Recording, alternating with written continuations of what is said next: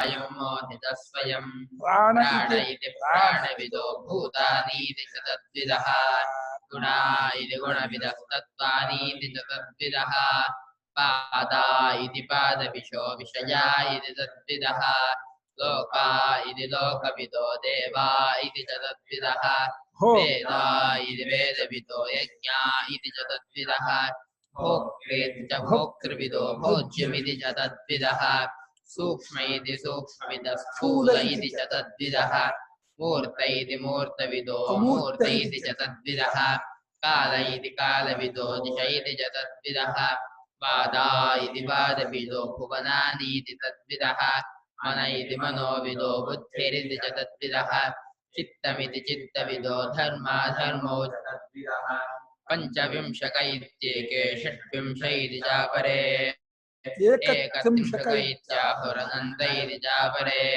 लोकावोगविदः प्राहुराश्रमा इति तद्विदः श्रीपुं नपुंसकं लैङ्गाः परापरमथापरे सृष्टिविदो लय इति च तद्विदः स्थितिरिति स्थितिविदः सर्वे जेषतु सर्वदा यं भावं दर्शयेद्यस्यातं भावं स तु पश्यति तञ्चावति स भूतासु तद्ग्रहः समुपैति तम् एतैरेषो पृथग्भावैः पृथगेवेति लक्षितः एवं यो वेद तत्त्वेन कल्पयेत् सोऽविशङ्कितः स्वप्नमाये यथा दृष्टे गन्धर्वनगरं यथा यथा विश्वमिदं दृष्टं वेदान्तेषु विचक्षणैः न निरोधो न चोत्पत्तिर्न बद्धो न च साधकः न मुमुक्षुर्न वै मुक्त इत्येषा परमार्थता भावैरसस्थिरेवायम् अद्वयेन च कल्पितः भावा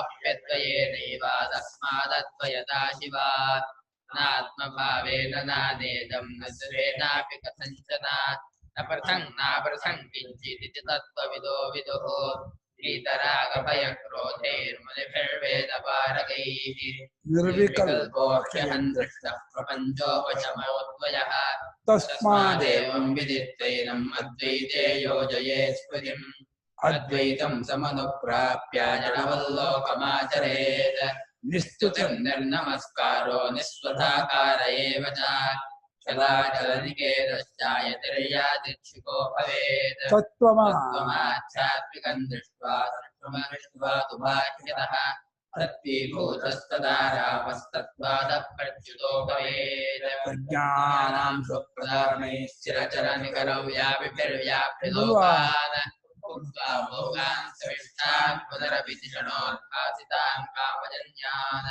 पीत्वा सर्वान् वेदान् स्वपिति मधुरकं मायया बोधयन् माया संख्यातुरीयं परममृतमजं ब्रह्म यत्तन्दतोऽस्मि यो विश्वात्मा विविधविषयान् प्राश्यभोगान् सविष्ठान् पश्चाच्चान्यान् स्वमतिविभवान् ज्योतिषा स्वेन सूक्ष्मान् सर्वानेतान् पुनरपि शनैः स्वात्मनि स्थापयित्वा हित्वा सर्वान् विशेषान् निगतगुणगणत्वात्मसूनस्तुरीयः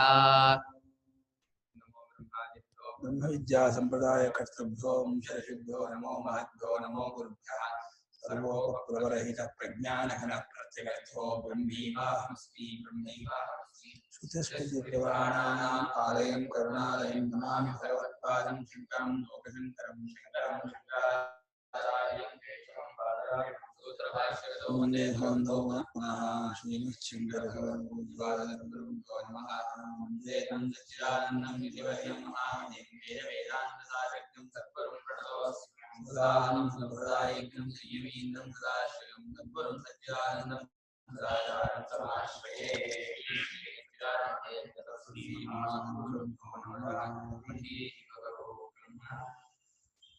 ಭಾಷ್ಯ ಓದಬೇಕಾ? 11ನೇ ಶ್ಲೋಕ ನಿನ್ನೆ ಕಾರ್ಯಕ್ಕೆ ವ್ಯಾಖ್ಯಾನ ಮಾಡಿದ್ದೀನಿ, ಶ್ಲೋಕಕ್ಕೆ ಅರ್ಥ ಹೇಳಿದ್ದೀನಿ. ಅದರ ಭಾಷ್ಯ ಇವಾಗ ನೋಡಬೇಕು. ಯಥಾಲೋಕೆ ಸ್ವೇನ ರೂಪೇಣ ಅನಿಶ್ಚಿತ ಅನವಧಾರಿತ ಏವ ಅನವಧಾರಿತ ಏವಮೇವ ಇತಿ ರಜ್ಜುಃ ಮಂದಾಂಧಕಾರೇ. ಮಂದಾಂಧಕಾರನ ನಸುಗತ್ತಲೆ ಅಂತ ಪೂರ್ತಿ ಫುಲ್ ಚೀಕಟಿ ಕಾದು ಅರ್ಧಂಬರ್ಧಂಗ ಕಲ್ಪಿಸ್ತದೆ, ಪೂರ್ತಿగా కనిపించదు. ಅಂತ ಅರ್ಧಂಬರ್ಧ ಕಾಣುವಂತಹ ಒಂದು ಕತ್ತಲೆ. ಆ ಕತ್ತಲೆಯಲ್ಲಿ ಒಂದು ರಜ್ಜು ಬಿದ್ದಿದೆ, ರಜ್ಜುದ ಹಗ್ಗ ತಾಡು ಅದು ಬಿದ್ದಿದೆ. ಅದು ರಜ್ಜು ಅಂತ ಗೊತ್ತಿಲ್ಲ, ಅನಿಶ್ಚಿತ, ನಿಶ್ಚಿತವಾಗದೆ, ಅದು ಬಹಳ ಇಂಪಾರ್ಟೆಂಟ್ ವರ್ಡು. ನಿಶ್ಚಿತವಾಗದ ಹಗ್ಗ ಹೇಗೆ ಹಾವಾಗಿ ತೋರುತ್ತೋ, ನಿಶ್ಚಿತನಾಗದ ಆತ್ಮನೇ ಜಗತ್ತಾಗಿ ತೋರ್ತಾನೆ. ಆತ್ಮ ನಿಶ್ಚಿತನಾಗಿದ್ದರೆ ಜಗತ್ತಾಗಿ ತೋರಿಸಿರ್ಲಿಲ್ಲ. ಆತ್ಮ ನಿಶ್ಚಯವಿಲ್ಲದ್ದರಿಂದಲೇ ಜಗತ್ತಾಗಿ ತೋರುತ್ತೆ. ಇಲ್ಲಿ ಇಲ್ಲದ್ದರಿಂದ ಅನ್ನೋದು ಇದು ನಿಮಿತ್ತಾಚ ತೃತೀಯನೋ ಅಥವಾ ಹೇತ್ವರ್ಥ ತೃತೀಯನೋ ಅಥವಾ ನಿಮಿತ್ತ ಹೇತು ಇದು ಅಪಾದಾನಾರ್ಥ ತೃತೀಯವೋ ಅಂತಂದ್ರೆ ನಿಮಿತ್ತವೇ ಇದು. ಅರಿದೇ ಇರೋದು ನಿಮಿತ್ತ, ಆ ಹೇತುವಿನಿಂದಲೇ ಜಗತ್ತು ತೋರ್ತಾ ಇದೆ, ಇದಷ್ಟೇ ಅರ್ಥ. ತನ್ನ ರೂಪದಿಂದ ಅಂದ್ರೆ ಹಗ್ಗ ಹೇಗಿದೆಯೋ ಆ ರೂಪದಿಂದ ಅನವಧಾರಿತ ಅಂದ್ರೆ ನಿಶ್ಚಯ ಮಾಡದ, ಗೊತ್ತು ಮಾಡದ, ಇದಮಿತ್ತಂ ಅಂತ ಹೇಳಿ ರಜ್ಜುಮೇವ ಹಗ್ಗವೇ ಅಂತ ಹೇಳಿ, ಏವಮೇವ ಅಂದ್ರೆ ಈ ರೀತಿ ರಜ್ಜುವೇ ಅಂತ ಹೇಳಿ ನಿಶ್ಚಯ ಮಾಡದೇ ಇರ್ತಕ್ಕಂತಹ ಹಗ್ಗವೂ, ನಸುಗುತ್ತಿರ್ತಕ್ಕಂಥ ಹಗ್ಗವೂ ಕಿಂ ಏನಾಗಿ ತೋರುತ್ತೆ? ಸರ್ಪ ಉದಕಧಾರ ದಂಡ ಇತಿ ವಾ ಅನೇಕಧಾ ವಿಕಲ್ಪಿತ ಭವತಿ. ಪೂರ್ವಂ ಸ್ವರೂಪ ಅನಿಶ್ಚಯ ನಿಮಿತ್ತಂ. ನಿಮಿತ್ತಾಸಕ್ತಿ ಅಂತ ತೋರಿಸ್ಬಿಟ್ಟಲ್ಲ. ಮೂರು ತಪ್ಪು ಕಲ್ಪನೆ. ಒಂದು ಎಚ್ಚರ ಅಂತ ತಪ್ಪು ಕಲ್ಪನೆ, ಕನಸು ಅಂತ ತಪ್ಪು ಕಲ್ಪನೆ, ನಿದ್ದೆ ಅಂತ ತಪ್ಪು ಕಲ್ಪನೆ. ಹಾಗೇನೇ ನಿಶ್ಚಿತವಾಗದೇ ಇರುವ ಹಾವು, ಹಗ್ಗ ಹಾವು ಅಂತ ತೋರುತ್ತೆ. ಹಾವು ಅಂತ ತೋರ್ಬೇಕು ಅಂತಿಲ್ಲ, ಹಾವು ಅಂತ ತೋರ್ಬಹುದು, ಅದು ನೀರಿನ ಧಾರೆ ಅಂತ ತೋರ್ಬಹುದು, ದಂಡ ಅಂತ ತೋರ್ಬಹುದು. ನಿಶ್ಚಿತವಾಗದೇ ಇರುವ ಹಗ್ಗ ಅದಕ್ಕೆ ಸಾಂಸ್ಕೃತಿಗಳು ಹಾವು ಎಂಬ ತೋರ್ಬೇಕೆಂಬ ಅಥವಾ ಹಾವೇ ತೋರ್ಬೇಕೆಂಬ ನಿಯಮವೇನೂ ಇಲ್ಲ. ಅದು ಈಚಿನ ವೇದಾಂತಿಗಳು ಮಾತ್ರ ಹಾವು ಮುಂತಾದಕ್ಕೆ ಹಗ್ಗದಲ್ಲಿರುವ ಚೈತನ್ಯವನ್ನು ಆಶ್ರಯಿಸುವ ಅವಿದ್ಯೆ ಕಾರಣ ಅಂತಾರೆ. ಹಗ್ಗದಲ್ಲಿರೋ ಒಂದು ಚೈತನ್ಯ ಇದೆಯಂತೆ, ಆ ಚೈತನ್ಯವನ್ನು ಅವಿದ್ಯೆ ಆಶ್ರಯಿಸ್ಕೊಂಡಿದೆಯಂತೆ. ಚೈತನ್ಯವನ್ನು ಆಶ್ರಯಿಸ್ಕೊಂಡು ಅವಿದ್ಯೆ ಏನು ಯಾರ ಅನುಭವದಲ್ಲೂ ಇಲ್ಲ, ಭಾಷ್ಯದಲ್ಲಿ ಎಲ್ಲೂ ಇಲ್ಲ. ಏನೋ ಬರೆದ್ರು, ನಾನು ಹೊಸ ಕಂಡು ಹಿಡಿದೆ ಅಂತ ಇರಲಿ. ಒಟ್ಟು ಮೇಲೆ ನಿಶ್ಚಿತವಾಗದೇ ಇರುವಂತಹ ಹಗ್ಗ, ಹಾವು, ನೀರಿನ ಕೋಡಿ, ಕೋಲು ಎಂಬು ಈ ರೀತಿಯಾಗಿ ಅನೇಕ ಪ್ರಕಾರವಾಗಿ ಅನೇಕ ಪ್ರಕಾರವಾಗಿ ವಿಕಲ್ಪಿತವಾಗುತ್ತದೆಯೋ, ಆ ರೀತಿ ತೋರುತ್ತದೆಯೋ. ಮೊದಲು ಸ್ವರೂಪದ ಅನಿಶ್ಚಯ, ರಜ್ಜು ಸ್ವರೂಪದ ನಿಶ್ಚಯ ಆಗದೇ ಇರುವುದು ನಿಮಿತ್ತದಿಂದ ಈ ಮೂರು ಕಲ್ಪನೆ ಬರುತ್ತೆ. ಮೂರು ಅಂತಲ್ಲ, ಉಪಲಕ್ಷಕ್ಕೆ ಮೂರು. ಹಾವು ಅಂತ ತೋರ್ಬೋದು, ಕೋಲು ಅಂತ ತೋರ್ಬೋದು, ನೀರಿನ ಧಾರೆ ಅಂತ ತೋರ್ಬೋದು ಅನ್ನೋದು ಹೇಗೋ. ಯದಿ ಪೂರ್ವಮೇವ ರಜ್ಜು ಸ್ವರೂಪೇಣ ನಿಶ್ಚಿತ ಸ್ಯಾತ್ ಸರ್ಪಾದಿ ವಿಕಲ್ಪ ಭವಿಷ್ಯತ್.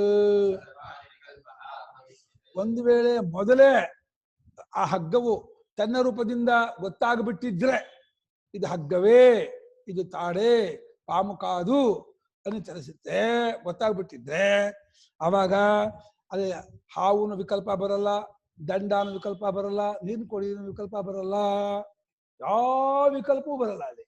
ಯಾಕೆ? ನಿಶ್ಚಿತವಾದ ರಜ್ಜುವಿನಲ್ಲಿ, ಗೊತ್ತಾದ ರಜ್ಜುವಿನಲ್ಲಿ ಮತ್ತೆ ಯಾವ ವಿಕಲ್ಪಕ್ಕೂ ಅವಕಾಶ ಇಲ್ಲ.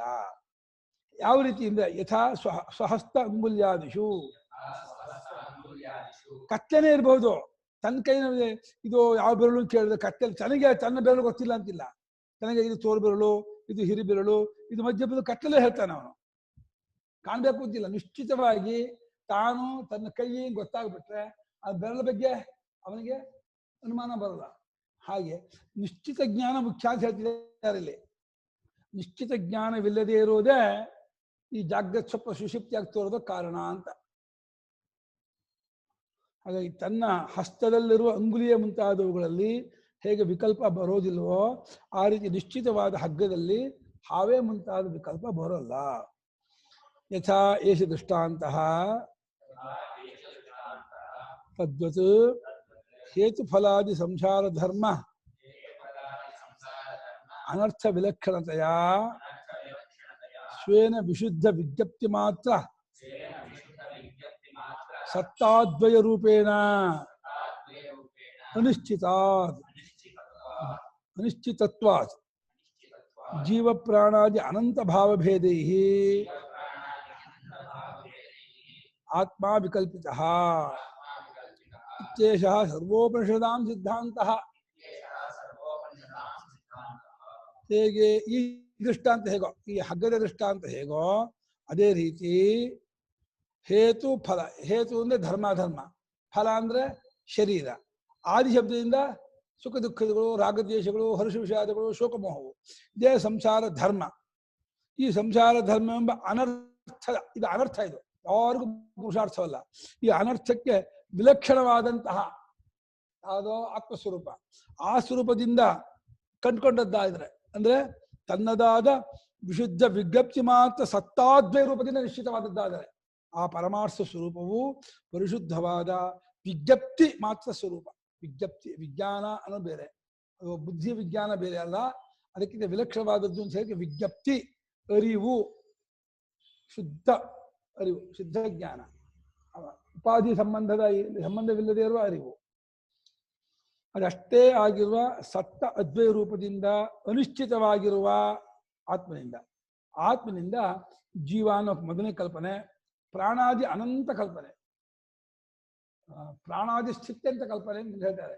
ಅದೇ ಸ್ಥಿತಿರಿತ್ಯ ಸ್ಥಿತಿವಿಧ ಸರ್ವೇ ತೇಹಕ ಸರ್ವದ ಅಂತ ಹೇಳಿ ಪ್ರಾಣದಿಂದ ಶುರುವಾಗಿ ಸ್ಥಿತಿವರೆಗಿರ್ತಕ್ಕಂತಹ ಎಲ್ಲ ಅನಂತ ಪದಾರ್ಥಗಳಿಂದ ಭಾವನೆ ಪದಾರ್ಥ, ಆ ಪದಾರ್ಥಗಳಿಂದ ಆತ್ಮ ವಿಕಲ್ಪಿಸಲ್ಪಟ್ಟಿದ್ದಾನೆ.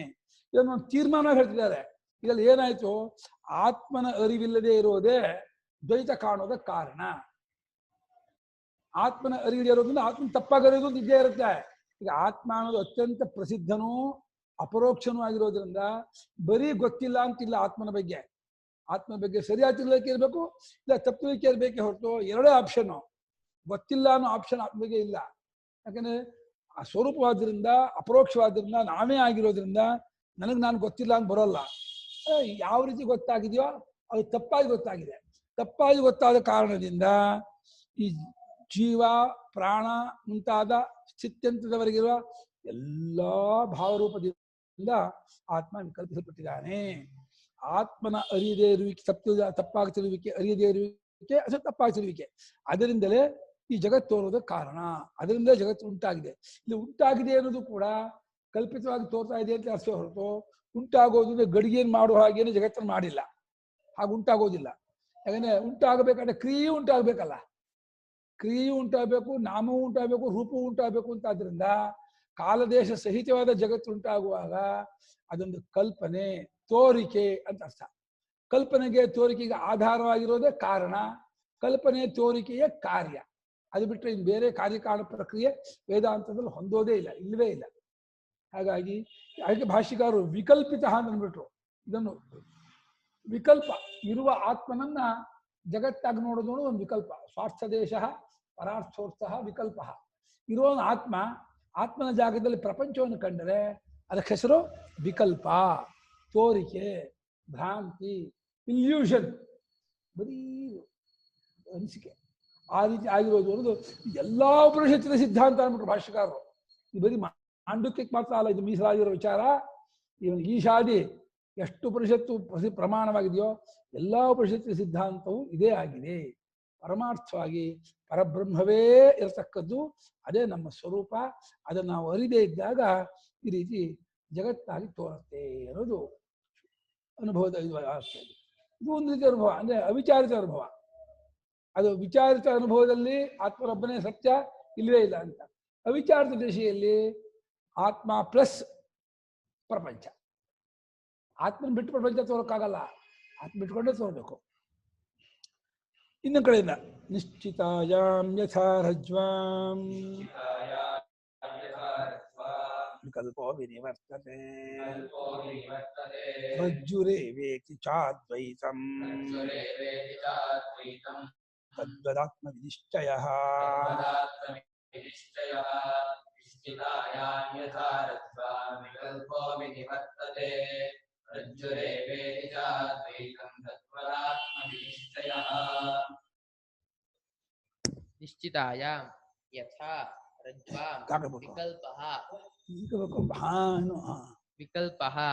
ವಿನಿವರ್ತತೆ ರಜ್ಜುಃ ಏವ ಇತಿ ಚ ಅದ್ವೈತಂ ತದ್ವತ್ ಆತ್ಮವಿನಿಶ್ಚಯಃ.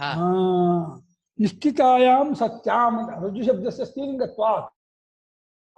ರಜ್ವಾಂ ನಿಶ್ಚಿತಾಯಾಮ್ ಸತ್ಯಾಂ ಹಗ್ಗವು ನಿಶ್ಚಯವಾಗಲಾಗಿ ಹಗ್ಗವೇ ಇಲ್ಲಿ ಬೇರೆ ಏನೂ ಇಲ್ಲ ಅಂತೇಳಿ ಗೊತ್ತಾದ ಕೂಡಲೇ ತಕ್ಷಣ ಆ ಫ್ರಾಕ್ಷನ್ ಆಫ್ ದಿ ಸೆಕೆಂಡ್ ಗೊತ್ತಾದ ಸಮಯದಲ್ಲಿಯೇ ವಿಕಲ್ಪೋ ವಿನಿವರ್ತದೆ.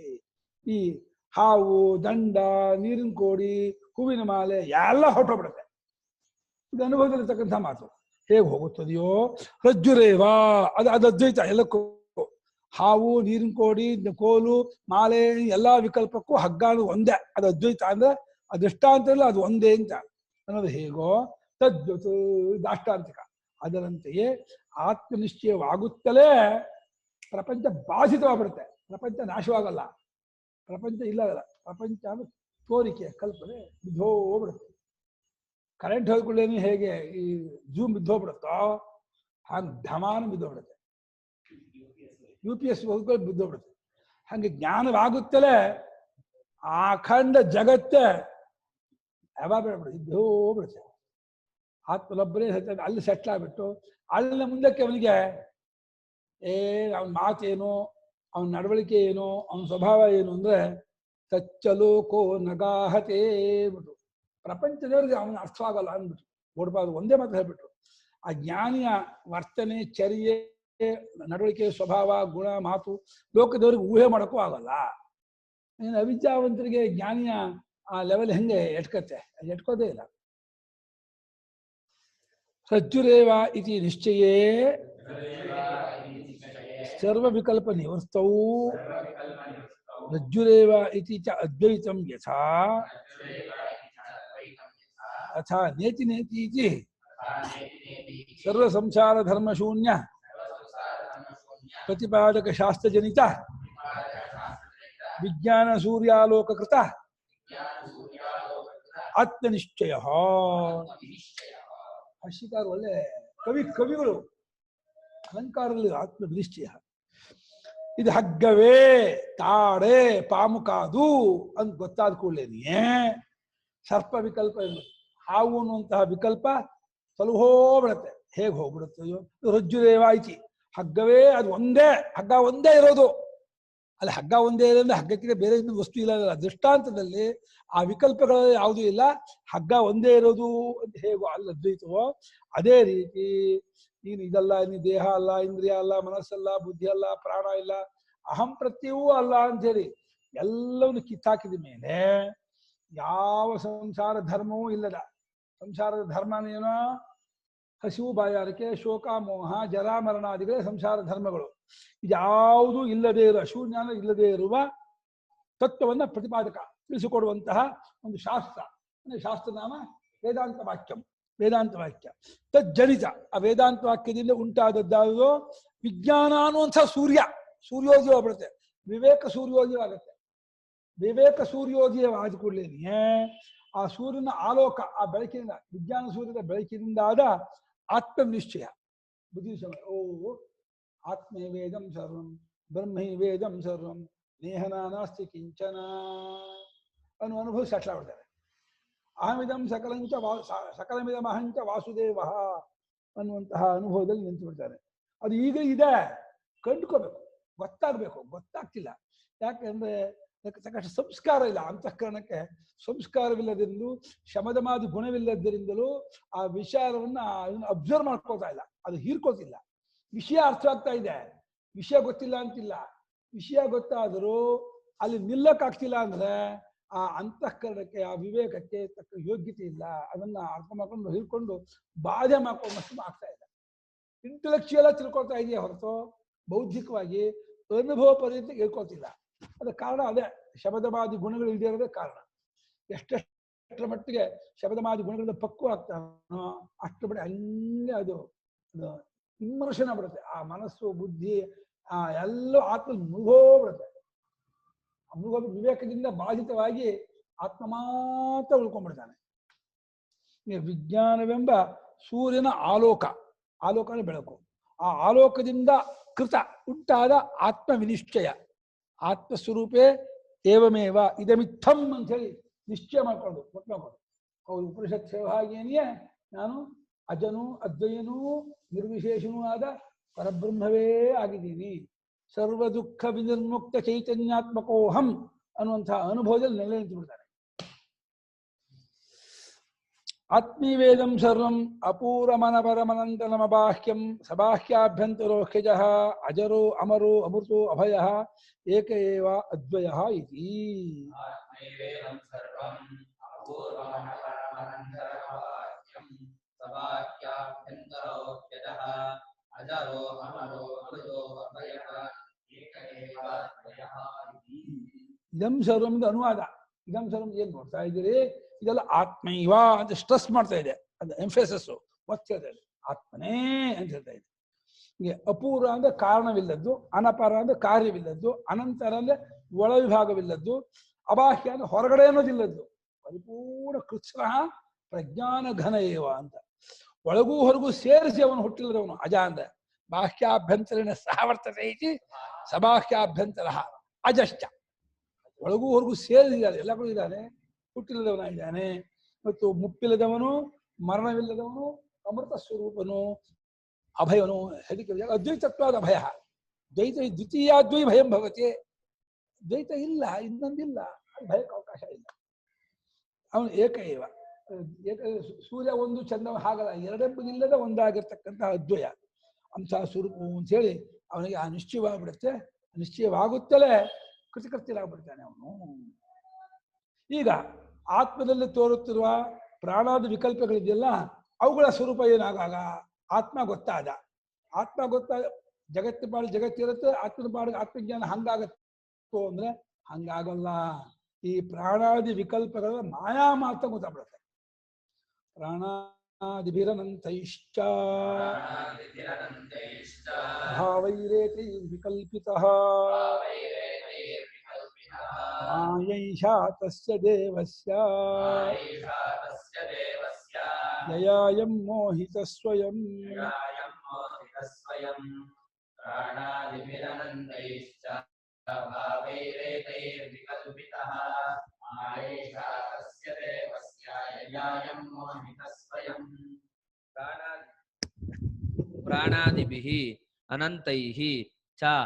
ಭಾವೈಃ ಏತೈಃ ವಿಕಲ್ಪಿತಃ ಮಾಯಾ ಏಷಾ ತಸ್ಯ ದೇವಸ್ಯ ಯಯಾ ಅಯಂ ಮೋಹಿತಃ ಸ್ವಯಂ. Very good, super. ಪ್ರಾಣಾದಿಭಿ ಅನಂತೈ, ಅನಂತ ಅಲ್ಲ, ಇನ್ಯೂಮರಬಲ್, ಲೆಕ್ಕವಿಲ್ಲದಷ್ಟು. ಎಷ್ಟು ವಿಕಲ್ಪ ಅಂದ್ರೆ ಎಷ್ಟೆಷ್ಟು ವಾದಿಗಳು ಏನೇನು ಕಲ್ಪನೆ ಮಾಡೋದು ಎಲ್ಲ ಈ ಅದ್ವೈತಾತ್ಮನಲ್ಲೇ ಕಲ್ಪಿತವಾಗಿರ್ತಕ್ಕದ್ದು. ಅನಂತವಾದ ಕಲ್ಪನೆಗಳು. ಆ ಕಲ್ಪನೆ ಎತ್ತಾ ಇಲ್ಲ, ಎತ್ತಾನೇನೋ ಇಂತಿಷ್ಟು ಅನ್ನೋದು ಎತ್ತ. ಆ ಇಯತ್ತ ಅನ್ನೋದಿಲ್ಲದೆ ಇರ್ತಕ್ಕದ್ದಾಗಿರುವ ಅನಂತ ಕಲ್ಪನೆಗಳಿಂದ, ಪ್ರಾಣಾದಿ ಕಲ್ಪನೆಗಳಿಂದ, ಏತೈ ಈ ಮುಂದೆ ಹೇಳುವಂತ ಇವುಗಳಿಂದ ಇವನೇ ಕಲ್ಪಿತ ಇದ್ದಾರೋ, ಇನ್ಯಾರೋ ಅಲ್ಲ. ಏಷಃ ವಿಕಲ್ಪಿತ. ಅದು ಮಾಯಾ ಏಷ, ಇದು ಈ ತರ ಮಾಯೆ ಅಂದ್ರೆ ಹುಸಿ ತೋರಿಕೆ.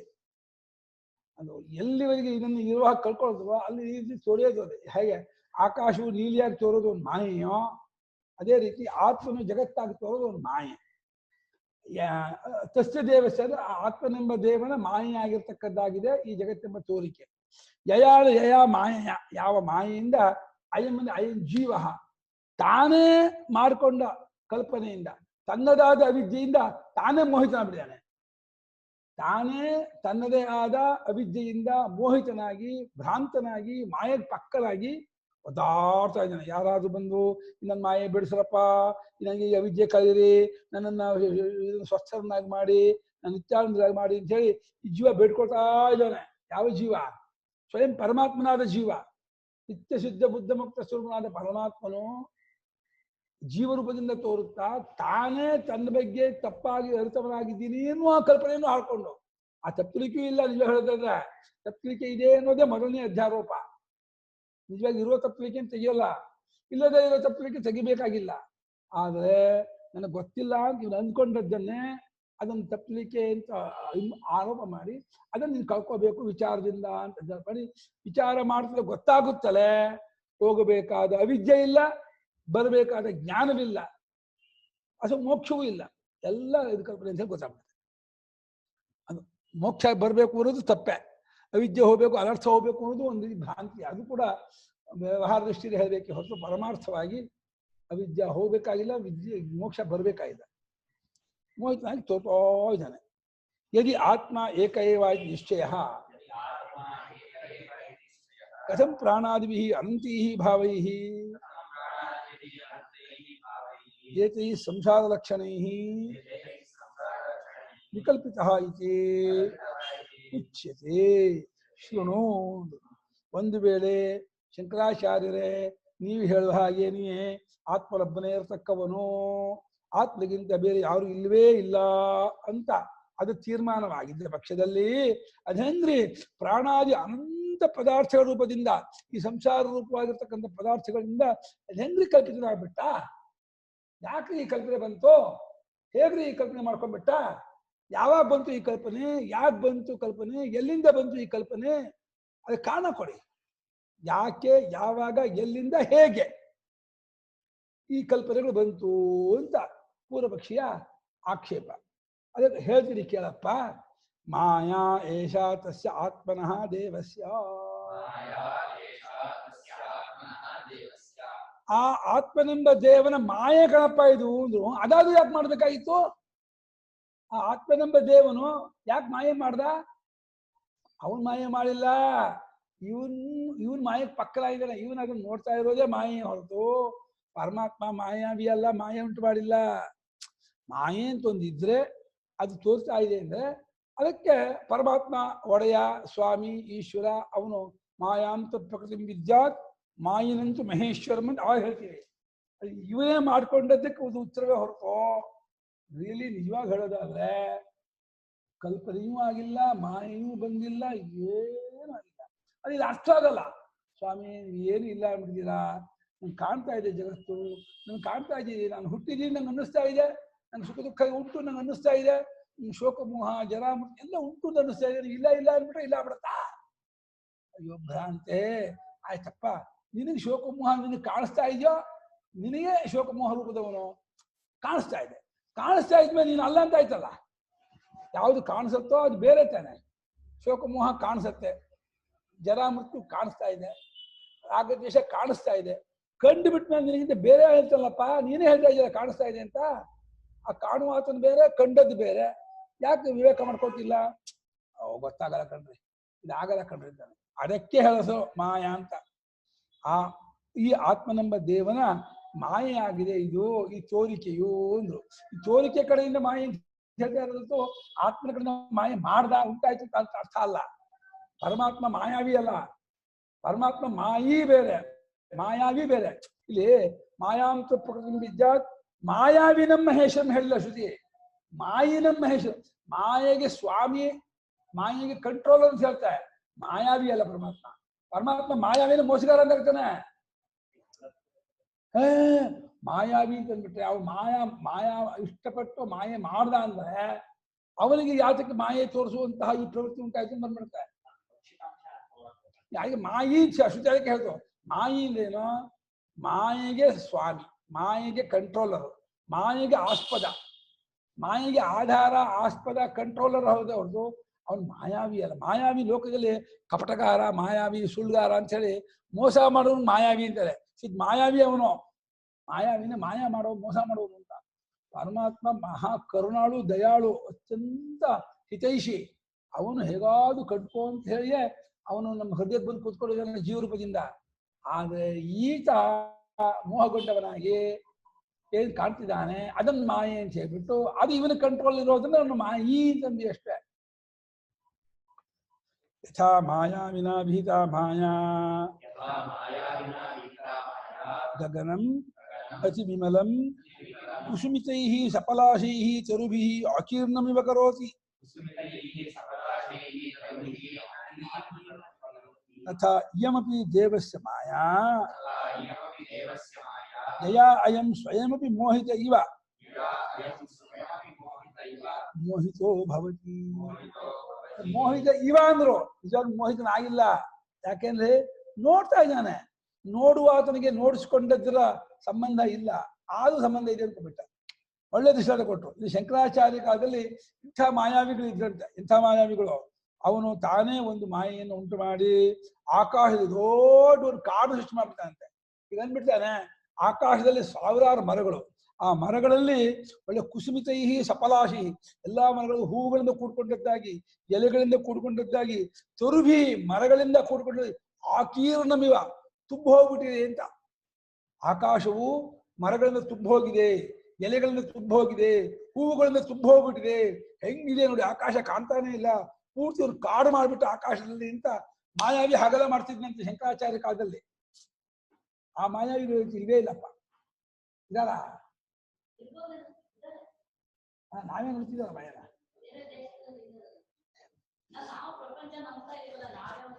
ಅಷ್ಟೇ ಪ್ರಪಂಚ ನೋಡಿದ್ರೆ ಮಾಯ. ಹಾಗೆ ಆ ರೀತಿ ಮಾಡುತ್ತಾರೋ ಅದೇ ರೀತಿ ಈ ದೇವನ ಮಾಯೆ ಅಂದ್ರು. ಇವನೊಂದು ಮಾಯಾವಿ ಇಲ್ಲ ಶಂಕರಾಚಾರ್ಯರು, ದೇವನೊಂದು ಮಾಯಾವಿ ಇಲ್ಲ. ಈ ತೋರಿಕೆ ಇದೆಯಲ್ಲ, ಇದು ಇವನ ಮಾಯೆ. ಇವನ ಮಾಯೆ ಆಗಿದ್ದು ಯಾವ ಈ ಮಾಯೆಯಿಂದ ತಾನೂ ಕೂಡ ತಾನೇ ಜೀವನ ಇರೋದು ಅಂತ ಅದು ತಾನೂ ಕೂಡ ಮೋಹಗೊಂಡವನಾಗಿದ್ದಾನೂ ಹಾಗೆ. ರಿಯಲಿ ಮೋಹಗೊಂಡಿಲ್ಲ, ಮೋಹಗೊಂಡ್ಬಿಟ್ಟಿದ್ದವನೂ ಹಾಗೆ ತೋರ್ತಾ ಇದ್ದಾನೆ. ಅಂದ್ರೆ ಅವಿಚಾರದ ದೃಷ್ಟಿನಾಂ ಅವಿದ್ಯಾಬದ್ಧ ಚಕ್ಷುಷ್ಕಾನಾಂ ಬಾಹ್ಯ ವಿಷಯಾಸಕ್ತ ಬುದ್ಧೀನಾಂಚ ಏವಂ ದೃಶ್ಯತೆ ಇತ್ಯರ್ಥ. ಯಾರು ಅವಿದ್ಯಾಬದ್ಧ ಚಕ್ಷುಷ್ಕರೋ, ಬಾಹ್ಯ ವಿಷಯಾಸಕ್ತ ಬುದ್ಧಿಯುಳ್ಳವರೋ ಮತ್ತು ಮಾಯನ್ನು ಕಟ್ಟಾಕೊಂಡವರೋ ಅವರಿಗೆ ಸಿಕ್ಕಾಕೊಂಡ್ಬಿಟ್ಟ. ಹಾಕೊಂಡ್ರಿ ಇವಾಗ ರೇಷ್ಮೆ ಹುಳ ತಾನೇ ಬಿಟ್ಕೊಂಡಂತ ನೂಲಿಗೆ ತಾನು ಸಿಕ್ಕಾಕೊಳ್ಳೋ ಹಾಗೇನೆ ಇವನೇ ಮಾಡ್ಕೊಂಡ ಮಾಯೆ ಇವನೇ ಸಿಕ್ಕಾಕೊಂಡ್ಬಿಟ್ಟು ಒದ್ದಾಡ್ತಾ ಇದ್ದಾನೆ. ಹೇಗೆ ಈ ಮಾಯಾಪಾಶದಿಂದ ಹೊರಗೆ ಬರಲಿ, ಹೇಗೆ ನಾನು ಬಿಡಿಸ್ಕೊಳ್ಳಿ, ಹೇಗೆ ನಾನು ಸ್ವಸ್ಥನಾಗಿರ್ಲಿ ಅಂತ ಒದ್ದಾಡ್ತಾ ಇದ್ದಾನೆ. ಆಗಕ್ಕೆ ಆಗ್ತಾ ಇಲ್ಲ, ಸ್ವಸ್ಥ ಆಗಕ್ಕೆ ಆಗ್ತಾ ಇಲ್ಲ. ಹೆಂಗನ್ಬೋದು ಸುತ್ಕೋತೆ, ಹಿಂಗೆ ತಿರ್ಕೊಂಡು ಹಿಂಗ್ ಕಡೆ ಸುತ್ಕೊಳುತ್ತೆ, ಆ ಕಡೆ ಸುತ್ಕೊಳುತ್ತೆ. ಹೇಗೆ ಎಲ್ಲೆಲ್ಲಿ ಹೋದ್ರು ಮಾಯಾಪಾಶ ಇದ್ದೇ ಇದೆಯಾ, ಅದನ್ನ ಸುತ್ಕೊಳ್ತಾನೆ ಇರುತ್ತೆ, ಇವನಿಗೆ ಬಿಡೋದೇ ಇಲ್ಲ. ಈ ಅಯಮಪಿ ಆತ್ಮ, ಈ ಅಯಮಪಿ ದೇವ, ಈ ದೇವ ಅಯಮಪಿ ಈ ದೇವನು ಆತ್ಮನೆಂಬ ದೇವನು ಮಾಯೆಗೆ ಸಿಕ್ಕಾಕೊಂಡವನಾಗಿ ಮೋಹಿತನಾದವನಾಗಿ ತಾನು ಮೋಹಗೊಂಡವನಂತೆ ತೋರ್ತಾ ಇದ್ದಾರೆ, ಸಿಕ್ಕಾಕೊಂಡವನಂತ. ಪಾಪ ಇವರಿಗೆ ಹತ್ತನೇವನು ಹುಡುಕ್ತಾ ಇರುವ ಹಾಗೆ ಈ ಪರಮಾತ್ಮ ತನ್ನನ್ನು ಹುಡುಕ್ತಾ ಇದ್ದಾನೆ. ಹುಡುಕ್ತಾ ಇರೋವನು ಅವನೇ, ತನ್ನನ್ನೇ ತಾನು ಹುಡುಕ್ತಾ ಇದ್ದಾನೆ. ಹತ್ತನೇವನು ಹೇಗೆ ಹತ್ತನೇವನು ಹುಡುಕ್ತಾ ಇದ್ದಾನೋ, ಎಲ್ಲಿ ಹೋದಪ್ಪ ಹತ್ತನೇವನು ಅಂತ ಅಂತಿದ್ದಾನೋ, ಅದೇ ರೀತಿ ಈ ಹುಡುಕ್ತಾ ಇರುವಂತಹ ಆತ್ಮ ತಾನೇ ತನ್ನನ್ನು ಕಳ್ಕೊಂಡು ತನ್ನ ಹುಡುಕ್ತಾ ಇರುವಂಗೆ ಮಾಡ್ಕೊಂಡ್ಬಿಟ್ಟಿದ್ದಾನೆ. ಸಿಕ್ಕಾಗಿರೋನು ಸಿಕ್ಕಿಲ್ಲ ಅಂತ ಆಗಿದ್ದಾನೆ. ಏನ್ ಹೇಳಪ್ಪ ಗ್ರಹಚಾರ. ಬೋಧೇಪ್ಯನುಭವೋ ಯಸ್ಯ ನ ಕಥಂಚನ ಜಾಯತೆ. ಅನುಭವದಲ್ಲಿ ಅನುಭವ ಆಗಲ್ಲ, ಅರಿವಲ್ಲಿ ಅರಿವಾಗಲ್ಲ ಅಂತಂದ್ರೆ ಇನ್ಯಾವುದ್ರಲ್ಲಿ ಅರಿವಾಗುತ್ತೆ ನಿಮಗೆ? ಅನುಭವದಲ್ಲಿ ಅನುಭವ ಆಗಲ್ಲಂತೆ, ಅರಿವಲ್ಲಿ ಅರಿವಾಗಲ್ಲ, ಇನ್ಯಾವುದ್ರಲ್ಲಿ ಅರಿವಾಗುತ್ತೆ? ಮುಟ್ಟಾಳ ಅಂತಷ್ಟೇ.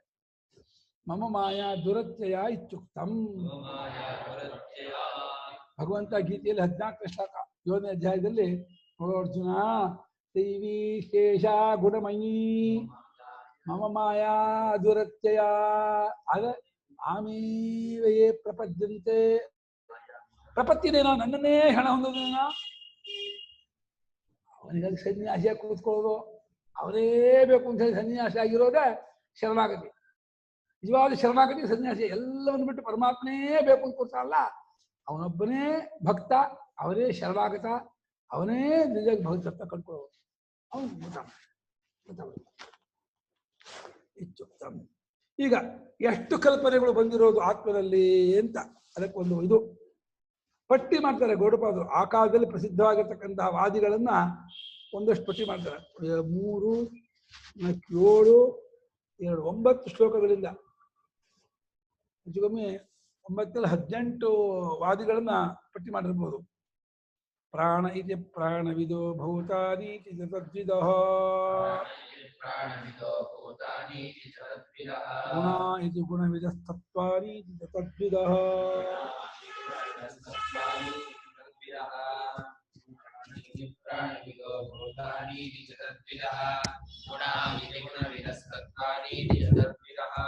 ಪ್ರಾಣಃ ಇತಿ ಪ್ರಾಣವಿದಃ ಭೂತಾನಿ ಇತಿ ಚ ತದ್ವಿದಃ, ಗುಣಾಃ ಇತಿ ಗುಣವಿದಃ ತತ್ವಾನಿ ಇತಿ ಚ ತದ್ವಿದಃ.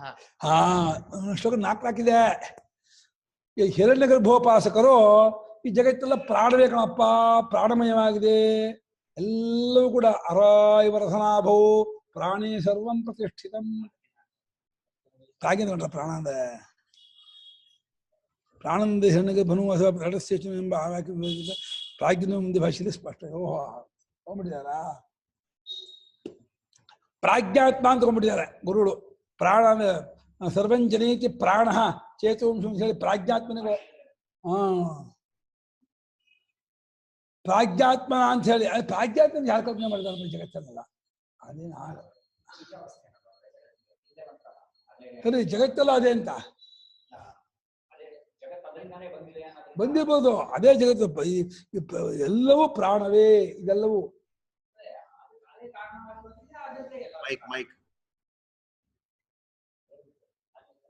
ಹೇಳಿ ಹೇಳಿಪ್ಪ ಕೊಡ ಹೇಳಿ ಹೇಳಿ. ಅಲ್ಲ, ಇಲ್ಲಿ ಪ್ರಾಣ ಅಂದ್ರೆ ಪ್ರಾಜ್ಞ ಅಂತ ತಗೊಂಡಿದ್ದಾರೆ ಇವರೊಳ್ಳೆ ಭಾಷ್ಯದಲ್ಲೇ. ಮುಂದೆ ಪ್ರಾಣ ಪ್ರಾಜ್ಞ ಬೀಜಾತ್ಮ ಅಂತ ತಗೊಂಡ್ರು. ಅದೇ ಬೀಜ ಅಂತ ಹಿಂದೆ ಗೌಡಪಾದ್ರ ಇದ್ರಲ್ಲಿ ಆಗಮ ಇದ್ರಲ್ಲ. ಹೌದು, ಹಿಂದಂತೂ ಆಗಮಕ್ಕಂದು ಬೀಜಾತ್ಮ. ಕಾರ್ಯವು ಕಾರಣಕ್ಕಿಂತ ಬೇರೆ ಅಲ್ಲ ಅಂತ ಹೇಳಿ ಕಾರಣವಾಗಿರೋ ಪ್ರಾಜ್ಞಾತ್ಮನೇ ಕಾರ್ಯವಾಗಿರೋ ಜಗತ್ತಾಗಿ ತೋರ್ತಾ ಇದ್ದಾನೆ ಅಂತ ಯಾವ ವಾದಿಗಳು ಇದ್ರದ್ದು ಜನಾಂಗ ಯಾರೋ ಆಚಾರ ಗೌಡಪಾದ್ರೆ ಇವ್ರಿಗೆ ಹೇಳ್ಬಹುದು ಅಂತ ಇಟ್ಕೊಂಡಿದಾರ. ಭೂತಗಳು ನಾಮ ಪಂಚಭೂತಗಳು ಅಂತ ಅದೇ ಪಂಚಭೂತಗಳೇ ಇದೆಲ್ಲ ಅಂತ ಕೆಲವು ವಾದಿಗಳು. ಇಲ್ಲ ಎಲ್ಲ ಗುಣಗಳು ಅಂತ ಸಾಂಖ್ಯರು. ಇಲ್ಲ ತತ್ವಗಳು ಅಂತ. ತತ್ವ ಅಂದ್ರೆ ಷೋಡಶ ಪದಾರ್ಥವ, 20 ತತ್ವ. ಅದು ಸಾಂಖ್ಯ ಆಯ್ತಲ್ಲ, ಗುಣವೇ ಆಯ್ತದ. ಎಲ್ಲವೂ ತತ್ವಗಳೇ ಅಂತ. ಇದು ಸ್ವಾಮಿಗಳು ಮತ್ತು ಶಂಕರಾಚಾರ್ಯರು ಯಾರವರು ಏನು ಅನ್ನೋದು ಏನನ್ನೂ ಹಾಕೋಲಿಲ್ಲ, ಈ ತಂಟೆಗೆ ಹೋಗಲಿಲ್ಲ. ಏನಾದ್ರು ಮಾಡ್ಕೊಳ್ಳಿ, ಎಂತಾದ್ರು ಮಾಡ್ಕೊಳ್ಳಿ ಅಂದ್ರು. ಯಾರು ಆ ವಾದಿಗಳು ಅವ್ರು ಹೇಗೆ ಹೇಳ್ತಿದ್ರು ಇದೆಲ್ಲವನ್ನು ಅಂತ ಏನನ್ನು ವಿವರಣೆ ಮಾಡಿದೇನೆ ಆ ಮಕ್ಕಿಯ ವ್ಯಾಖ್ಯಾನ ಮಾಡ್ಬಿಟ್ಟು ಸ್ವಾಮಿಗಳು. ಫಲಗು ಪ್ರಯೋಜನ ಅಂತ ಅಂದ್ಬಿಟ್ರು. ಇದನ್ನು ವಿವರಣೆ ಮಾಡೋದು ಅಲ್ಪ ಪ್ರಯೋಜನ, ಯಾತಕ್ಕೆ ತಿಳ್ಕೊಳ್ತೀರಾ? ಮಾತಾಡುವ ಮೈಕ್ ಹಾಕೊಳ್ಳಿ ಗುರುಗಳೇ. ಇಲ್ಲ 40 ಜನ. ಆಯ್ತು.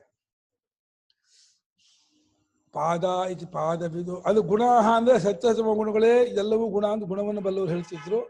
ತತ್ವಗಳೇ ಇದೆಲ್ಲವೂ ಅಂತ. ತತ್ವವನ್ನು ಎಲಿಮೆಂಟ್ಸ್ ಬೇಕಾದ ತಗೋಬಹುದು. 108 ತತ್ವ ಅಂತ ಹೇಳ್ತಾರಲ್ಲ, ಅವುಗಳೇ ಇದೆಲ್ಲ ಅಂತ ಹೇಳ್ತಾ ಇದ್ರು ಅಂತ ಮಾಡ್ಕೋಬಹುದು. ಆ ವಾದಿಗಳು ಇದ್ದಿರ್ಬೋದು. ಅವತ್ತು 64 ಇತ್ತಂತೆ, ಇವತ್ತು 108ಕ್ಕೆ ಹೋಗಿದೆ ಇರ್ಬೋದು. ಪಾದ ಇತಿ ಪಾದವಿದೋ ವಿಷಯ ಇತಿ ತದ್ವಿದಃ. ಲೋಕ ಇತಿ ಲೋಕವಿದೋ ದೇವ ಇತಿ ತದ್ವಿದಃ. ಪಾದ ಇತಿ ಪಾದವಿದೋ ವಿಷಯ ಇತಿ ತದ್ವಿದಃ. ಲೋಕ ಇತಿ ಲೋಕವಿದೋ ದೇವ ಇತಿ ತದ್ವಿದಃ. ಪಾದಾಃ ಇತಿ ಪಾದವಿದಃ ವಿಷಯಾಃ ಇತಿ ತದ್ವಿದಃ. ಲೋಕಾಃ ಇತಿ ಲೋಕವಿದಃ ದೇವಾಃ ಇತಿ ಚ ತದ್ವಿದಃ.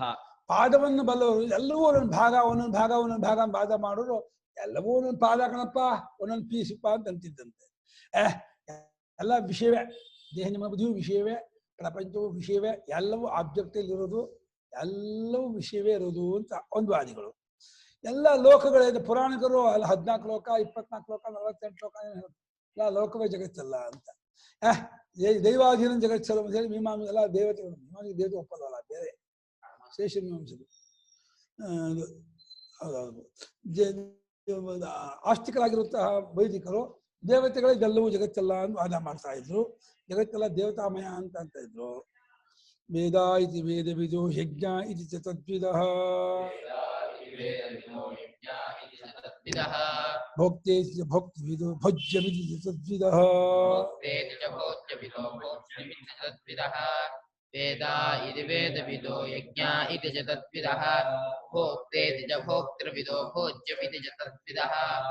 ವೇದಾಃ ಇತಿ ವೇದವಿದಃ ಯಜ್ಞಾಃ ಇತಿ ಚ ತದ್ವಿದಃ. ಭೋಕ್ತಾ ಇತಿ ಚ ಭೋಕ್ತೃವಿದಃ ಭೋಜ್ಯಂ ಇತಿ ಚ ತದ್ವಿದಃ. ವೇದವನ್ನು ಬಲ್ಲವರು ಜಗತ್ತೆಲ್ಲ ವೇದದ ವಿಕಾರ, ವೇದವೇ ಎಲ್ಲ ಉಂಟು ಮಾಡಿರುವುದು ಅಂತ ಹಾಗವಾದ ಮಾಡ್ತಿದ್ದಂತೆ. ಯಜ್ಞಾನುಷ್ಠಾನ ಮಾಡುವವರು ಎಲ್ಲ ಯಜ್ಞದ ವಿಕಾರ ಕಂಡ್ರೆ ಜಗತ್ತೆಲ್ಲ ಯಜ್ಞದಿಂದ ಜಗತ್ತೆಲ್ಲ ಆಗಿರೋದು ಹಾಗವಾದ. ಭೋಕ್ತೃವನ್ನು ಹೇಳುವಂತ ಜೀವರಾಶಿಗಳನ್ನ ಎಲ್ಲ ಜೀವರುಗಳೇ ಎಲ್ಲ ಭೋಕ್ತೃ ತುಂಬ ಹೋಗಿದೆ ಪ್ರಪಂಚ. ಎಲ್ಲ ಭೋಕ್ತೃಗಳೇ. ಕರೋನವೂ ಒಂದು ಭೋಕ್ತೃವೆ, ಎಲ್ಲವೂ ಭೋಕ್ತೃವೆ, ಬ್ಯಾಕ್ಟೀರಿಯಾವು ಭೋಕ್ತೃವೆ. ಭೋಕ್ತೃ ದೇವರ ಜಾಗವೇ ಇಲ್ಲ ಅಂತ ಎಲ್ಲ ವಾದಿಗಳು. ಇಲ್ಲ ಇಲ್ಲ ಆತ್ಮದಲ್ಲೇ ಇಷ್ಟ ಕಲ್ಪನೆ ಒಂದೊಂದು ಖಂಡನೆ ಮಾಡಲ್ಲ. ಒಂದೇ ಇದಕ್ಕೆ ಇದೆಲ್ಲ ಇಷ್ಟೆಲ್ಲ ಪ್ರಾಣಾದಿ ಸ್ಥಿತ್ಯಂತವಾದ ಕಲ್ಪನೆಯನ್ನು ಮಾಡ್ಕೊಂಡಿದ್ದಾರೆ ಆತ್ಮನಲ್ಲಿ ಅಂತ. ಎಲ್ಲವೂ ಭೋಜ್ಯವೇ, ಎಲ್ಲ ಅನುಭವಿಸಲ್ಪಡುವಂತಹ ವಸ್ತುಗಳೇ, ಯಾವುದು ಭೋಗ್ಸು ಇಲ್ಲ, ಎಲ್ಲ ಭೋಜ್ಯವೇ ಅಂತ ಅಭೋಜ್ಯವಾದಿಗಳು ಹಾಗೆ ಹೇಳ್ತಿದ್ರು. ಸೂಕ್ಷ್ಮ ಇದಿ ಸೂಕ್ಷ್ಮವಿದ, ಸ್ಥೂಲ ಇದಿ ತದ್ವಿಧ, ಮೂರ್ತ ಇದಿ ಮೂರ್ತ ಇದಿ ತದ್ವಿಧ. ಸೂಕ್ಷ್ಮ ಇತಿ ಸೂಕ್ಷ್ಮವಿದ, ಸ್ಥೂಲ ಇತಿ ತದ್ವಿಧಃ, ಮೂರ್ತ ಇತಿ ಮೂರ್ತವಿದೋ ಅಮೂರ್ತ ಇತಿ ತದ್ವಿಧಃ.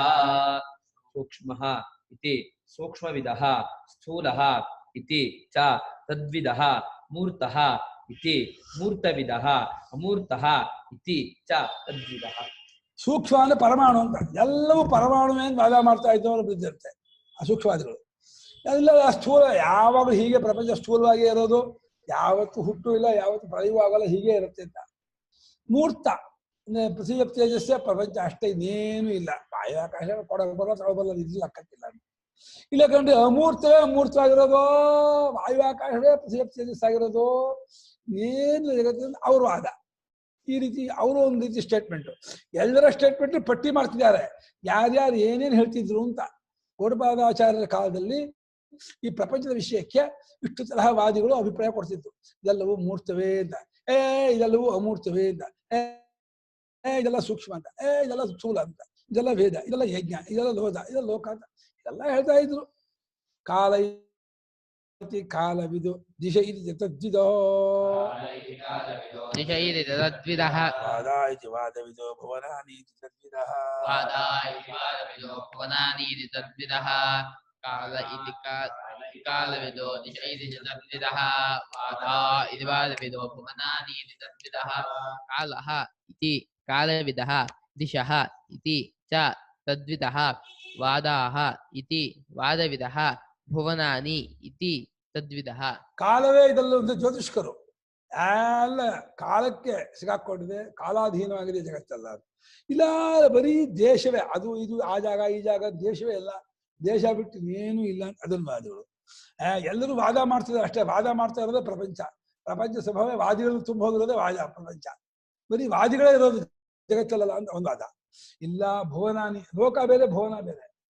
ಲೋಕ ಅನ್ನುವಾಗ ಭುವನ ಅನ್ನುವಾಗ ಸ್ಥಾನವಾಸಿ, ಹಾಗೆ ಆ ರೀತಿ ಎಲ್ಲ ಇರುವುದು ಅಂತ. ಇದೆಲ್ಲ ಬರೀ ಪ್ರಪಂಚ, ಎಲ್ಲವೂ ಒಂದೊಂದು ಲೋಕ, ಎಲ್ಲ ಒಂದೊಂದು ಭುವನ ಪ್ರಪಂಚ. 14 ಲೋಕ ಅಂತ, 28 ಲೋಕ ಅಂತ, ಎಷ್ಟೋ ಲೋಕ ಇದೆ. ಮನ ಇತಿ ಮನವಿದಃ, ಬುದ್ಧಿರಿತಿ ತದ್ವಿದಃ, ಚಿತ್ತಮಿತಿ ಚಿತ್ತವಿದೋ ಧರ್ಮಾಧರ್ಮೋ ಚ ತದ್ವಿದಃ, ಚಿತ್ತವಿದಿ ಚಿತ್ತವಿದೋ ಧರ್ಮಾಧರ್ಮೋ ಚ ತದ್ವಿದಃ, ಮನ ಇತಿ ಮನವಿದೋ ಬುದ್ಧಿರಿತಿ ತದ್ವಿದಃ, ಚಿತ್ತವಿದಿ ಚಿತ್ತವಿದೋ ಧರ್ಮಾಧರ್ಮೋ ಚ ತದ್ವಿದಃ, ಮನಃ ಇತಿ ಮನವಿದಃ ಮನೋವಿದಃ, ಮನೋವಿದಃ, ಬುದ್ಧಿಃ ಇತಿ ಚ ತದ್ವಿದಃ, ಚಿತ್ತಂ ಇತಿ ಚಿತ್ತವಿದಃ, ಧರ್ಮಾಧರ್ಮೋ ಚ ತದ್ವಿದಃ. ಮನಸ್ಸನ್ನು ಬಲ್ಲವರು ಮನಃಶಾಸ್ತ್ರಜ್ಞರು ಜಗತ್ತೆಲ್ಲ ಬರೀ ಮನಸ್ಸೇ, ಮನೋವಿಶ್ಯಮಿದಂ ವೇದಂ ಅಂತಾರೆ. ಇಲ್ಲ ಇಲ್ಲ ಬುದ್ಧಿ ವಿಜ್ಞಾನವಾದಿಗಳು ಎಲ್ಲ ಬುದ್ಧಿಯೇ ಅಂತಂತಾರೆ. ಎಲ್ಲ ಚಿತ್ತ ಕಂಡ್ರೆ ಚಿತ್ತಕ್ಕಿಂತ ಬೇರೆ ಇಲ್ಲ, ಚಿತ್ತವನ್ನು ಬಲ್ಲವರು. ಧರ್ಮಾಧರ್ಮವೇ ಜಗತ್ತಲ್ಲ, ಎಲ್ಲ ಪುಣ್ಯ ಪಾಪಗಳ ಗುಂಪೇ ಜಗತ್ತು, ಬೇರೆ ಇಲ್ಲ ಅಂತ ಹೇಳಿ ಅದನ್ನು ಬಲ್ಲವರು ಆ ರೀತಿ ವಾದ ಮಾಡ್ತಿದ್ರು. ಪಂಚವಿಂಶಕ ಇತ್ಯೇಕೆ ಷಡ್ವಿಂಶತಿಜಾಪರೇ, ಏಕತ್ರಿಂಶಕ ಇತ್ಯಾಹು ಅನಂತ ಇತಿ ಚಾಪರೇ, ಪಂಚವಿಂಶಕ ಇತ್ಯೇಕೆ ಷಡ್ವಿಂಶ ಇತಿ ಚಾಪರೇ, ಏಕತ್ರಿಂಶಕ ಇತ್ಯಾಹು ಅನಂತ ಇತಿ ಚಾಪರೇ. ಪಂಚವಿಂಶಕಃ ಇತಿ ಏತೆ ಷಡ್ವಿಂಶಃ, ಏಕೆ ಷಡ್ವಿಂಶಃ ಇತಿ ಚ ಅಪರೆ, ಏಕತ್ರಿಂಶಕಃ ಇತಿ ಆಹುಃ ಅನಂತಃ ಇತಿ ಚ ಅಪರೆ. ಕೆಲವು ಜನ ಸಾಂಖ್ಯರು 25 ತತ್ವ ಇರೋದು ಅಂತಾರೆ, ಇನ್ನೊಬ್ಬ ಶೇಷರಾದವರು 26 ತತ್ವ ಇದೆ ಅಂತಾರೆ. ಹೀಗೆ 31 ಪಾಶುಪತ ಮೊದಲು ರಾಗ ಅವಿದ್ಯೆ ನೀತಿ ಕಾಲ ಕಲಾ ಮಾಯಾ ಸೇರಿ 31 ಇದೆ ಅವರದು. ಅಷ್ಟು ಮೇಲೆ ಅನಂತವಾಗಿ ಇನ್ ಕೆಲವರು ಲೆಕ್ಕ ಇಲ್ಲ ಅಂತ ಹೇಳಿ ಯಾರ್ಯಾರು ಏನೇನೇನೇನು ಕಲ್ಪನೆ ಮಾಡಿದ್ರು ಎಲ್ಲಾ ಕಲ್ಪನೆಗೂ ಈ ಜಗತ್ತು ಆಸ್ಪದ ಕೊಟ್ಟಿದೆ. ಪಾಖಂಡಿ ಅನೇಕಧಾ ವಿಕಲ್ಪಿತ ಎಂ ಪ್ರಪಂಚ ಅಂದಿದ್ದಾರೆ. ಈ ನಾಸ್ತಿಕವಾದಿಗಳು ಈ ಪ್ರಪಂಚವನ್ನು ಅನೇಕ ಪ್ರಕಾರ ಕಲ್ಪನೆ ಮಾಡಿದ್ದಾರೆ ಅಂತ ಅದು ತೋರಿಸ್ತಾ ಇದ್ದಾರೆ. ಲೋಕ ಅಲ್ಲ 25 ತತ್ವ ಇರೋ ಜಗತ್ತಲ್ಲಿ ಅಂತ ಸಾಂಖ್ಯರು. 26 ಅಂತ ಶೇಷನಾಂಶ. ಲೋಕಾನ್ ಲೋಕವಿದ ಪ್ರಾಹು ಆಶ್ರಮ ಇತಿ ತದ್ವಿದಃ ಸ್ತ್ರೀ ಪುಂ ನಪುಂಸಕಂ ಲೈಂಗಾ ಪರಾಪರಮಥಾ ಪರೇ. ಮುಂಚೆ ಯಾಕೆ ಬರಲ್ಲ?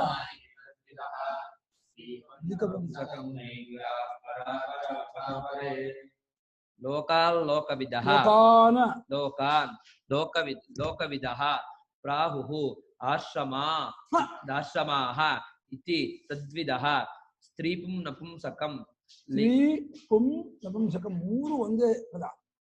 ಸ್ತ್ರೀ ಪುಂ ನಪುಂಸಕಂ ಲೈಂಗಾಃ ಪರಾಪರಂ ಪರಾಪರಂ ಅಥ ಅಪರೇ. ಕುರುಡ ಮರಿ ಮಾಡ್ತೀಯ ಕುರುಡ ಮೇಲೆ. ಲೋಕವನ್ನು ಬಲ್ಲವರು ಬರೀ ಲೋಕಗಳೇ ಇರೋದು. ಲೋಕ ಅಂದ್ರೆ ಬರೀ ವ್ಯವಹಾರವೇ, ಪ್ರಪಂಚ ಅಂದ್ರೆ ಬರೀ ವ್ಯವಹಾರದ ಮುದ್ದೆ, ಲೋಕಗಳೇ ಇರೋದು ಏನಿಲ್ಲ ಅಂತ. ಅದು ಒಂದು ಲೋಕ ಇದು ಮುಂಚೆ ಬಂದಿತ್ತು, ಭುವನ ಬಂದಿತ್ತು, ಇನ್ನೊಂದು ಲೋಕ ಬಂತು. ಏನ್ ಭಾಷೆ ಗೌಡಪಾದ ಸುಮ್ಮನೆ ಒಂದು ಜ್ಞಾಪಕ ಶ್ಲೋಕ ಮಾಡ್ತಾ ಇದ್ದಾರೆ. ಅವ್ರಿಗೂ ಹಿಂದಿನ ಜಾಗರಣೆ ಆಗಿತ್ತು ಕಾಣುತ್ತೆ. ನಿಜಾಗರಣೆ ಶ್ಲೋಕ ಮಾಡ್ತಾ ಇದ್ದಾರೆ ಜನನ. ಅಲ್ಲೇ ಒಂದು ಭುವನ ಅಂದ್ಬಿಟ್ರು ಅಷ್ಟೇ. ಬಿಡೋಜ ಅಂತ ಇಟ್ಕೊಳ್ದ, ವಿರಂಚಿ ಇಟ್ಕೊಂಡಂಗೆ ಏನೋ ಸುಮ್ಮನೆ ಶ್ಲೋಕ ಮಾಡ್ತಾ ಹಾಕಿ ಅರ್ಥ ಏನೋ ಮಾಡ್ಕೊಳ್ಳಿದ್ದೇನೆ. ಒಂದು ಶ್ಲೋಕ ಮಾಡಿ ಹಾಕಿದ್ರು.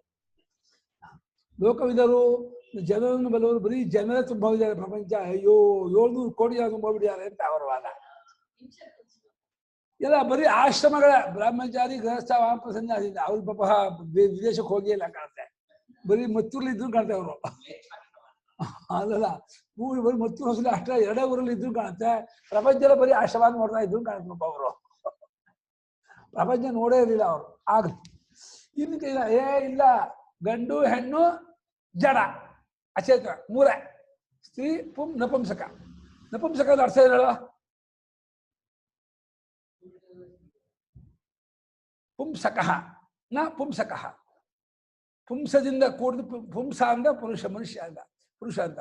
ಅದನ್ನು ಕೂಡಿದು ಪುಂಸಕಃ. ಅದಲ್ಲದ್ದು ನಪುಂಸಕ ಅಂತ. ಏನರ್ಥ? ಅದಕ್ಕೆ ಹೇಳೋದು. ಈಗ ಅಪರೋಕ್ಷ ಅದೇನೋ, ಅಪರೋಕ್ಷ ಆತ್ಮ ಅಪರೋಕ್ಷ. ಪರೋಕ್ಷ ಅದೇನೋ ಸ್ವರ್ಗಾದಿಗಳು ನರಕ. ಅದಲ್ಲದು ಅಪರೋಕ್ಷ. ಪ್ರತ್ಯಕ್ಷವಾ?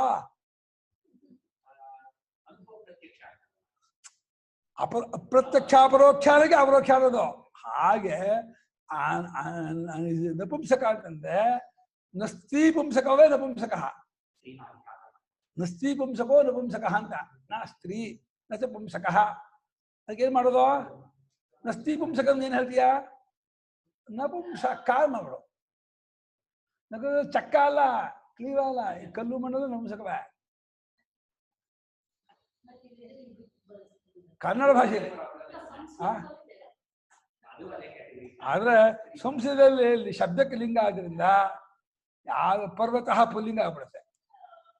ಏನ್ ಮಾಡ ನದಿ ಸ್ತ್ರೀಲಿಂಗ ಆಗ್ಬಿಡುತ್ತೆ. ಹಿಂದಿಲೂ ಹಾಗೆ ಗಾಡಿ ಆತಿ ಹೈ ಆ ರಹಿ ಹೈ. ಗಾಡಿ ಆತಿ ಹೈ. ಗಾಡಿ ಆತಿ ಹೆಂಗ್ಸ ಬಳಕೆ ಹೆಂಗ್ ಗಾಡಿ ಸ್ತ್ರೀಲಿಂಗ ಅಂತಾರೆ. ಗಾಡಿ ಆ ರಹಿ ಹೈ ಅಂತಾರೆ. ಏನದು ಲಿಂಗದಲ್ಲಿ? ಇದು ಸಂಸ್ಕೃತ ಹಿಂದಿ ಒಂದೇ ತರಹ, ಆದ್ರೆ ವಾಕ್ಯದಲ್ಲಿ ಇಂಗ್ಲಿಷು ಸಂಸ್ಕೃತ ಒಂದೇ ತರಹ. ಇಂಗ್ಲಿಷಲ್ಲೂ ಮುಂಚೆ ಇದು ವಿಧೇಯ ಮೊದಲು ಬರುತ್ತೆ, ಆಮೇಲೆ ಪಡಿಕೆ ಬರುತ್ತೆ, ಇದು ಬರುತ್ತೆ. ಈ ಸಂಸ್ಕೃತ ಹಾಗೆ ಮುಂಚೆ ಇದು ಬಂದಿರುತ್ತೆ. ಯಾವ್ದು ಮೊದಲು ಅದು ಸೃಷ್ಟಿ ಬಂದ್ಬಿಡುತ್ತೆ, ಆಮೇಲೆ ಬರುತ್ತೆ. ಆ ವಿಷಯದಲ್ಲಿ ಇಂಗ್ಲಿಷಿಗೆ ಹೋಲಿಕೆ ಇದೆ ಸಂಸ್ಕೃತಕ್ಕೆ.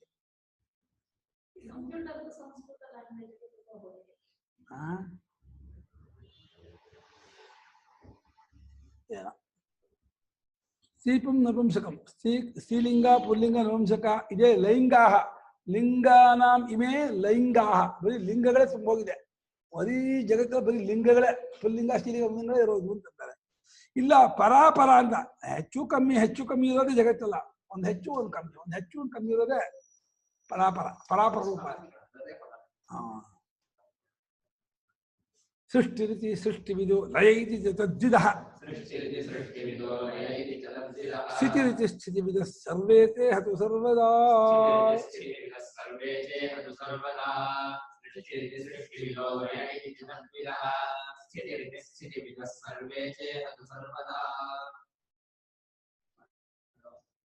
ಸೃಷ್ಟಿಃ ಇತಿ ಸೃಷ್ಟಿವಿದಃ ಲಯಃ ಇತಿ ಚ ತದ್ವಿದಃ ಸ್ಥಿತಿಃ ಇತಿ ಸ್ಥಿತಿವಿದಃ ಸರ್ವೇ ಚ ಇಹ ತು ಸರ್ವದಾ. ಸೃಷ್ಟಿಯನ್ನು ಬಲ್ಲವರು ಸೃಷ್ಟಿ ಆಗ್ತಾನೇ ಇದೆ, ಪ್ರತಿ ಕ್ಷಣ ಸೃಷ್ಟಿ ಆಗ್ತಾನೇ ಇದೆ, ಇದೇ ಜಗತ್ತಿನ ಸ್ವಭಾವ ಅಂತಾರೆ. ಇನ್ನು ಆಗ್ತಾ ಇದೆ ಅಂದ್ರೆ ಒಂದು ಹೋಗ್ತಾ ಇದೆ, ಪ್ರಳಯ ಆಗ್ತಾ ಇದೆ ಅಂತ ಹೇಳು. ಆಗ್ತಾ ಇದೆ ಬೇಡ, ಹೋಗ್ತಾ ಇದೆ ಅಂತ ಹೇಳು ಅಂತ ಅವರು.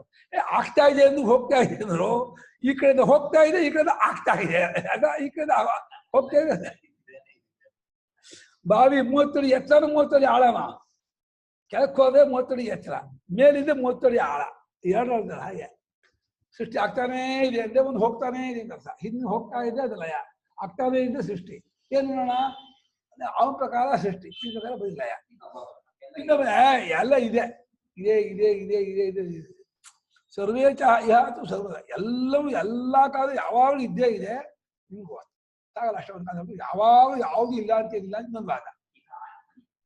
ಆತ್ಮೀಯ ಇಹ,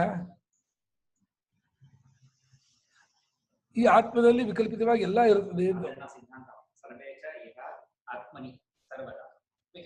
ಎಲ್ಲವೂ ಈ ಆತ್ಮದಲ್ಲಿ ಯಾವಾಗಲೂ ವಿಕಲ್ಪಿತವಾಗಿ ತೋರ್ಪಾ ಇದೆಯಂತೆ, ಎಲ್ಲವೂ ಯಾವಾಗಲೂ ಇದ್ದೇ ಇದೆಯಂತೆ. ಒಂದು ದೃಷ್ಟಿಯಲ್ಲಿ ಇದೆ ಅಂತಂದು ತಪ್ಪಿಲ್ಲ, ಯಾಕೆ ಆತ್ಮನೇ ಎಲ್ಲಕ್ಕೆ ಆಧಾರ ಆದಾಗ. ಅಲ್ಲ, ಈಗ ಸೃಷ್ಟಿ ಸ್ಥಿತಿಗೆ ಸೃಷ್ಟಿ ಲಯಕ್ಕೆ ಸ್ಥಿತಿ ಅಲ್ಲ ಅದೊಂದು ಆಯ್ತಲ್ಲ, ಸರ್ವೇತಿ ಆಯ್ತು ಸರ್ವದಾನ. ಹಾ ಆಯ್ತಾ, ಪ್ರಶ್ನೆ ಇಲ್ಲ ಇದರಲ್ಲಿ, ಏನು ಇದ್ರಲ್ಲಿ ಪ್ರಶ್ನೆ ಯಾರು ಬರೋದೇ ಇಲ್ಲ. ಸ್ತ್ರೀಲಿಂಗ ಈಗ ನಪುಂಸಕಕ್ಕೆ ಎಕ್ಸಾಂಪಲ್ ಅಂದ್ರೆ ವನಂ. ಅದನ್ನ ಈಗ ನಾವು ಹೇಗೆ ವನಾನು ಸಡನ್ ಆಗಿ ವನ ಅನ್ಕೊಂಡ್ರೆ ಅದು ಸ್ತ್ರೀಲಿಂಗ ಅನ್ನಿಸ್ಬಿಡುತ್ತೆ. ಗಿಡ ಮರ ಬಳ್ಳಿಗಳು ಇರೋ ಲೆಕ್ಕ ಅಲ್ಲ, ಹೇಗೆ ಏನಾದ್ರು ವಿಧ ಇದೆಯಾ? ಸಾತ್ವಿಕವಲ್ಲ ಪುಲ್ಲಿಂಗ, ಸಾತ್ವಿಕ ಶಬ್ದ, ರಾಜ ಶಬ್ದ ಸ್ತ್ರೀಲಿಂಗ, ಅದು ಕಾಮ ಶಬ್ದ ಲಿಂಗ ಮಾಡ್ಕೊಂಡಿದ್ದಾರೆ. ಅವ್ರು ಗೊತ್ತಾಗಿದೆ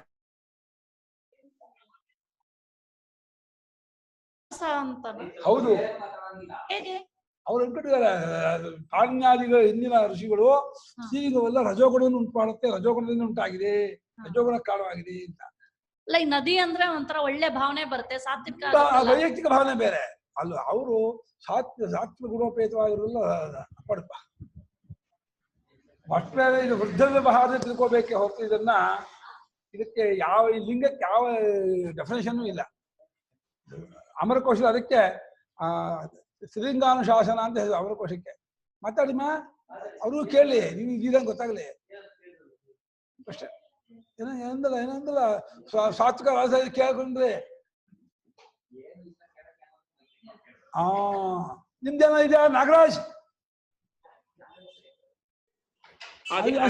ತತ್ವ ಅಂದ್ರಲ್ಲ, ಈ ಮಹಾತತ್ವ ಹೇಳ್ತಾ ಇದಾರ, ಇಲ್ಲ ಬರೀ ತತ್ವ ಅನ್ನೋದೇ ಒಂದು ವಾದಿಗಳು ತತ್ವ ಅಂತ ಹೇಳಿದ್ರೆ ಎಲ್ಲ ಇದೊಂದು ತತ್ವ ಅಂತ ಹೇಳೋ ವಾದಿಗಳು 25 ತತ್ವ ಇದೆ. ತತ್ವ ಅಂತ ಹೇಳೋರು ವೈದಿಕ ಮತವನ್ನ ಫಾಲೋ ಮಾಡಿದಂತ ತತ್ವ.